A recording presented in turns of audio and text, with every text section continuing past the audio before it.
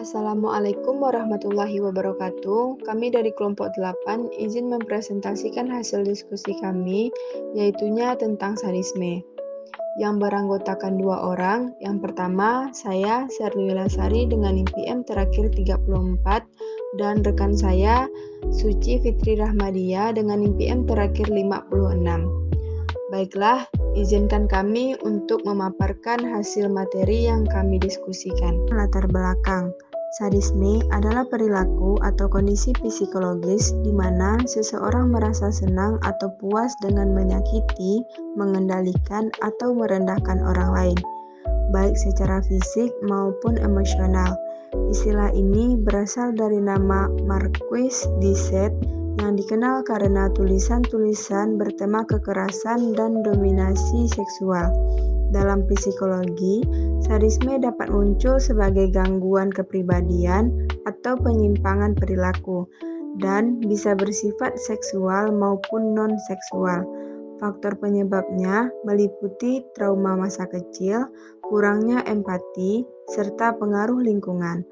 Sadisme berdampak negatif karena bisa menyebabkan penderitaan serius bagi korban dan mendorong terjadinya kekerasan.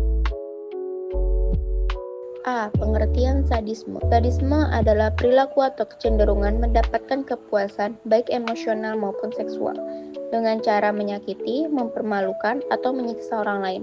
Dalam konteks psikologi, sadisme termasuk ke dalam gangguan kepribadian atau perilaku menyimpang.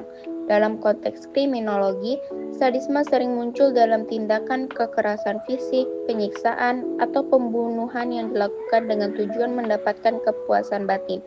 Secara sederhana, sadisme ialah suatu bentuk gangguan mental yang membuat penderitanya mendapat kepuasan saat bisa menyakiti pihak lain. Menurut Ahasnar, sadisme terdiri dari 3 jenis. 1. Sadis besar. Sadisme psikopatis seperti ini sangat berbahaya bagi masyarakat dan tergolong kriminalitas. Contohnya penganiayaan, pemerkosaan, mutilasi, dan sebagainya. 2. Sadis kecil dan menengah. Korban dari sadisme ini sepenuhnya sadar dan rela menerima perlakuan sadis, persis dengan penggambaran tokoh-tokoh fiksi di beberapa novel Marquis de Sade. 3. Sadis moral. Contohnya pelecehan, perpeloncoan, praktik menakut-nakuti orang, dan sebagainya. B. Bentuk-bentuk sadisme. 1. Sadisme seksual. Individu mendapatkan kepuasan seksual dengan cara menyakiti pasangan atau orang lain. Misalnya, memukul, melukai, atau mengikat pasangan. 2. Sadisme kriminal.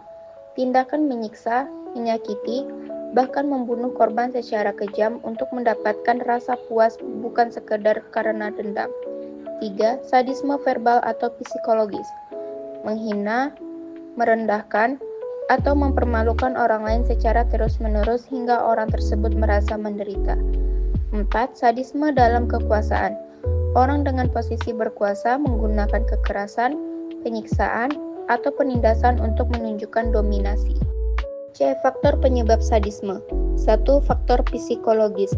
Trauma masa kecil, gangguan kepribadian, rasa rendah diri, kompensasi dengan menyakiti orang lain. 2. Faktor biologis. Gangguan pada otak, ketidakseimbangan zat kimia otak, faktor genetik. 3. Faktor sosial dan lingkungan. Tumbuh di lingkungan penuh kekerasan, kurangnya kasih sayang dan panutan positif, budaya yang membenarkan kekejaman atau dominasi. 4. Faktor seksual. Asosiasi rasa sakit dengan kenikmatan seksual bisa muncul dari pengalaman seksual menyimpang atau traumatis. 5. Pengaruh modern. Anonimitas di internet, kepuasan dari mengendalikan atau mempermalukan orang lain. D. Usaha penanggulangan sadisme.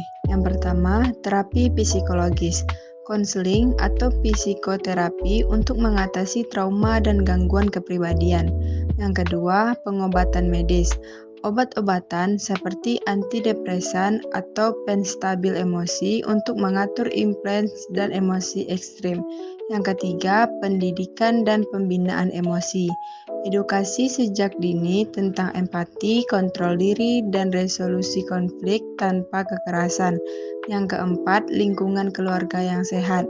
Dukungan emosional, kasih sayang, dan pengawasan dari keluarga untuk mencegah perilaku menyimpang.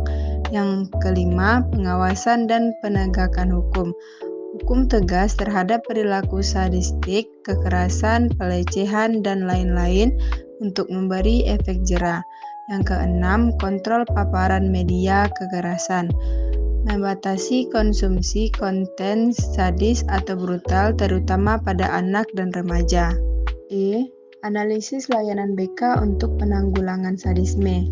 Dalam bimbingan dan konseling, layanan dapat diarahkan pada yang pertama, layanan preventif, yaitu memberikan penyuluhan tentang bahaya perilaku sadis, menanamkan empati dan sikap penghargaan orang lain. Yang kedua, layanan kuratif, yaitu konseling individual untuk siswa atau klien yang menunjukkan perilaku agresif dan cenderung sadis.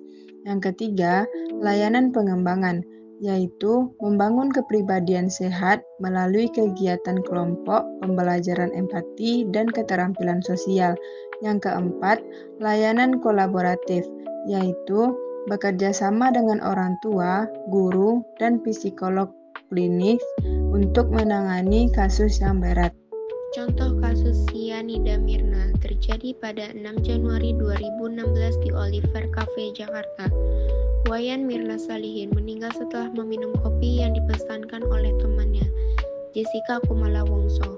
Hasil forensik menemukan kopi tersebut mengandung cyanida. Polisi menetapkan Jessica sebagai tersangka karena dianggap orang terakhir yang menyiapkan kopi. Setelah persidangan panjang dan kontroversial, pada 27 Oktober 2016, Jessica divonis 20 tahun penjara atas pembunuhan berencana.